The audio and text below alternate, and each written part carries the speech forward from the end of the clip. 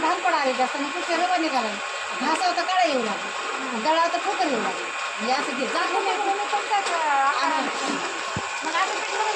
मग मला काय म्हणायचं होतं थोडा वाळ द्यायचे होते का गहू? मी काय म्हणतो तुम्हाला 4 वाजता दळायला येतात तुम्ही मला वाळून जाता आता मला रोज माहिती आहे आम्ही अर्धा अर्धा क्विंटल द्यायचं तेच द्यायला माहित ना. आता 5 किलो